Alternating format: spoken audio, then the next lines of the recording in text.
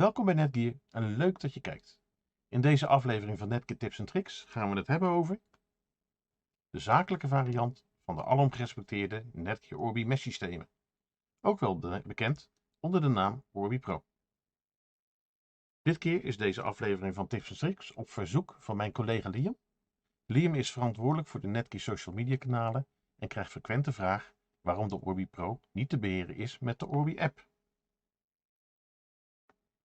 Daarna zal ik nog even de basisinstallatie laten zien, om vervolgens de zojuist geconfigureerde Orbi Pro te integreren binnen een Netgear Insight Pro omgeving.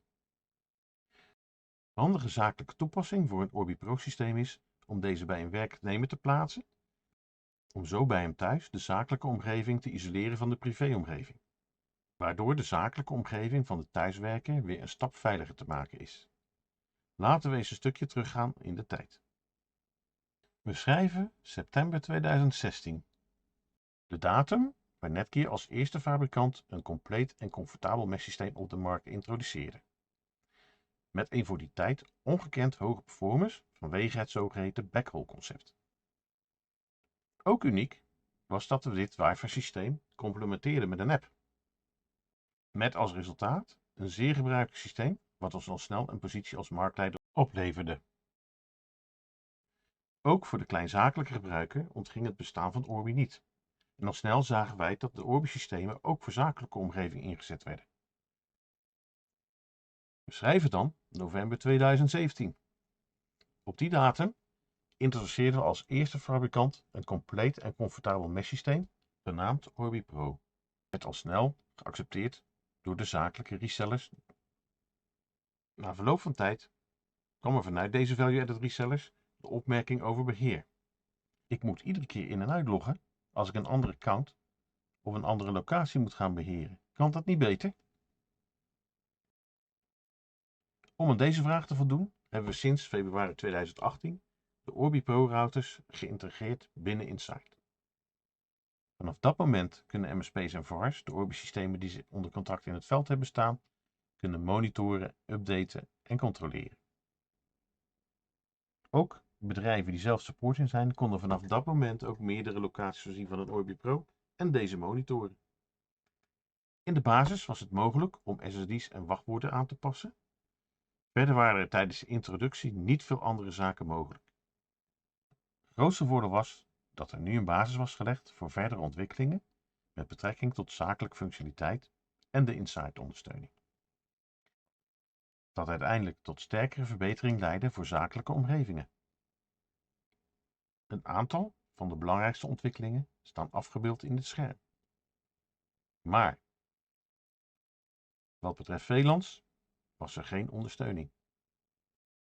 Omdat het Orbi Pro Wi-Fi 5 systeem te weinig resources heeft om ook nog eens VLANs te ondersteunen, hebben we in november 2020 als eerste fabrikant een Wi-Fi 6 systeem op de markt geïntroduceerd, wat wel met VLANs overweg komt. Voordeel voor zakelijk gebruik is dat een werkgever bij zijn werknemers thuis een Orbi Pro kit kan neerzetten, waardoor de zakelijke omgeving beveiligd kan worden ten opzichte van de privéomgeving. De Orbi Pro Wi-Fi 6 series hebben maximaal 4 VLANs, waarvan de werknemer er 3 voor eigen gebruik kan inzetten. Bijvoorbeeld een Wi-Fi VLAN voor zijn huishouden, een VLAN voor zijn gasten en een apart VLAN voor zijn domotica. Daarnaast kan de werkgever het vierde en geïsoleerde VLAN ter beschikking stellen voor zijn werknemer voor uitsluitend zakelijk gebruik. Hierdoor kan een geïnfecteerd device in de privéomgeving de apparatuur uit de zakelijke omgeving niet besmetten. Kan het nog veiliger? Jazeker, via een content filtering abonnement binnen Insight. Kan je een veelvoud aan extra filters instellen die bedreigingen vanaf buitenaf kunnen afweren. De omgeving achter de Orbi is hierdoor weer extra beveiligd. De Orbi SXH30, ook wel Orbi Mini genaamd, is een dualband AX1800 systeem. De SX80 is een volledig AX6000 draaiband systeem. Dus voor ieder is er wat wils. Maar hoe installeer je nu een Orbi systeem? We gaan het je zo meteen laten zien. Voordat ik je laat zien hoe je een Orbi kan installeren, wil ik je graag nog even wijzen op de Quickstart kaart. Met deze Quickstart kaart kun je snel en eenvoudig een Orbi setupen. Laten we maar eens beginnen met de installatie. Ik heb mijn Orbi aangesloten op mijn WAN-poort van mijn internetverbinding. En mijn wireless gaat keurig netjes naar de SSID die de Orbi aangeeft. Ik ben verbonden, keurig netjes. Volgens de manual zou ik dus bij Orbi login moeten zitten. Orbilogin.com. Vervolgens zegt hij van joh, ik kan de Orbi niet zien. Want je hebt geen normale Orbi, dus hij verwijst me eigenlijk naar de Orbi Pro. Dus if you use an Orbi Pro, please klik hier. Vindt hij mijn Orbi dan? Nu kan het zijn dat mijn tweede netwerkadapter waar ik dit scherm mee opneem dwars ligt in dit verhaal. Dus ik ga voor de zekerheid naar het IP-adres van de Orbi. Nou, default uit de doos komt de Orbi altijd op 192.8.1.1. Dus laten we dat even intypen. En hij vindt mijn Orbi. Nou, dan zien we duidelijk de welkomtekst van Orbi. En dan kan ik beginnen met de installatie. Dan next. Oké. Read to the terms of conditions. Oké, next. En vervolgens gaat hij de internetverbinding controleren.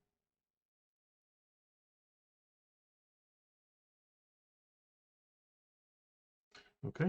Je kan een Orbi als access point installeren. Dan heb je een soort access point, net zoals je bij een WAC 510 of een WAC 610 hebt. Maar je kan de Orbi ook gewoon in router mode laten staan. Ik kies voor router mode omdat ik de Orbi rechtstreeks met de WAN-poorten op het internet aangesloten heb. Dus ik klik hier en zeg next. Vervolgens gaat hij mijn internetverbinding controleren. En geeft hij aan dat ik geconnecteerd ben met het internet. Nou, ik doe vervolgens weer op next. En gaat op zoek naar Orbi satelliets. Als ik geen satelliet heb, kan ik skip doen. Dus we klikken hier even op next, want ik heb een satelliet. En vervolgens gaat hij op zoek naar mijn satelliet.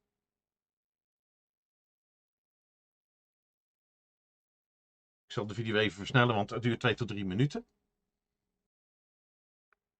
Nou, vervolgens heeft hij de satelliet gedetecteerd. Gaat door met setup. Setting up de Orbi satellites.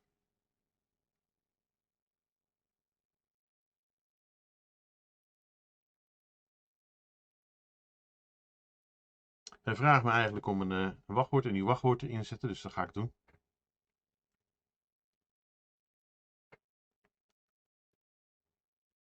Gebruik je wel hetzelfde wachtwoord voor wat je met Insight wil gaan gebruiken.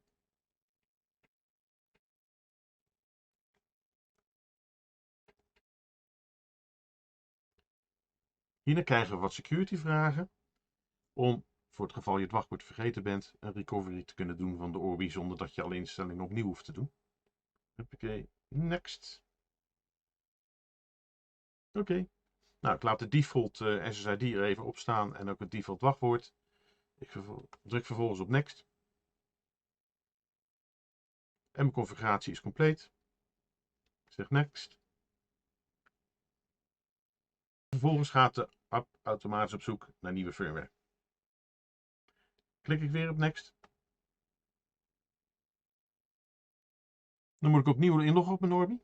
Dus ik geef de admin account op. Ik tik mijn wachtwoord even in.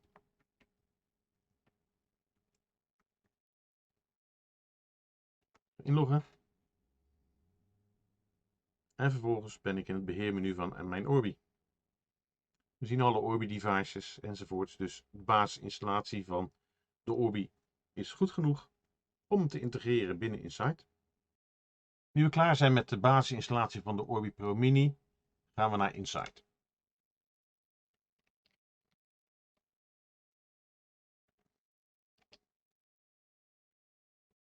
Ik log hier in met mijn account.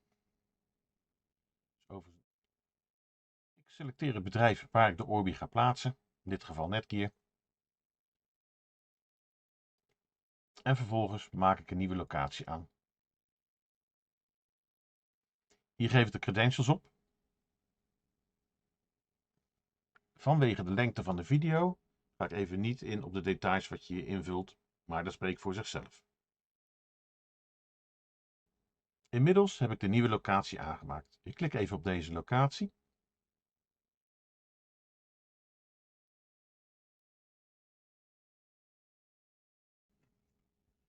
Nu kan ik deze Orbi Pro Mini toevoegen aan de locatie. Add a single device. Serienummer. En oké. Ik kan het device een mooie naam geven. Orbi Mini. Mini Arend. Next.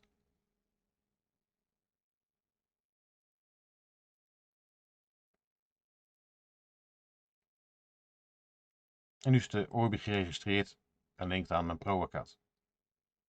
Kan ik naar View Devices.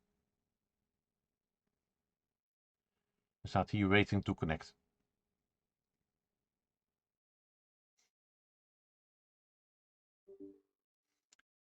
Inmiddels is die connected. En vervolgens kan ik keurig netjes de Orbi beheren.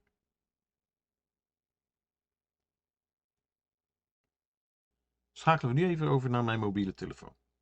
Druk op de Insight app. Vervolgens start de Insight app op. We gaan naar Netgear.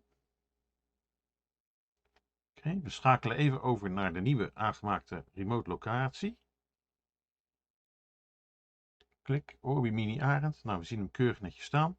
Vervolgens drukken we op klik. En we kunnen de Orbi ook volledig managen. Laten we even terugkomen op de vraag waarom de normale Orbi app niet meer werkt met de Orbi Pro. Gaande de tijd is er behoorlijk wat nieuwe zakelijke functionaliteit toegevoegd. Hierdoor is de gebruikelijke Orbi app voor consumenten niet meer toereikend. Uiteraard werkt de Insight app nog wel, dus onderweg kun je nagenoeg alles instellen wat je met de browserversie van Insight ook kan. Bij Orbi Pro heb je alleen een abonnement nodig voor de Orbi Pro router en dus niet voor de satellieten. Wel zo handig. Hiermee zijn we weer aan het eind gekomen van deze aflevering van Netgear Tips en Tricks. Heb je suggesties voor een nieuwe blog, vlog of webinar? Laat het mij gerust weten. Met deze input gaan we weer aan de slag voor een nieuwe blog, vlog of webinar. Uiteraard kun je voor Netgear gerelateerde priestelsvragen ook bij mij terecht. Stuur me gerust een e-mail. Voor het verkrijgen van after-sales support kan je terecht bij ons L2 support team in Ierland.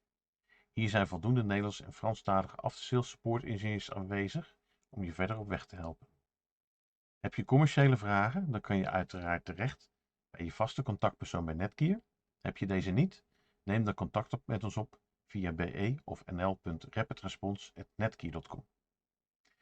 We zien je vragen graag tegemoet. Ben je op zoek naar nog meer achtergronden? Neem dan eens een kijkje op onze site innovatie.netgear.nl. Op deze site vind je onze blogs, vlogs en verkoopacties terug.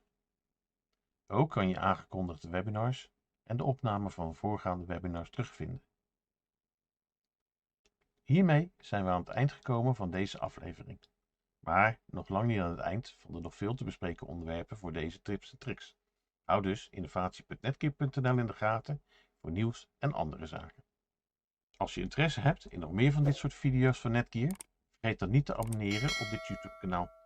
En klik ook nog even op de bel, zodat je niets mist. Tot de volgende keer.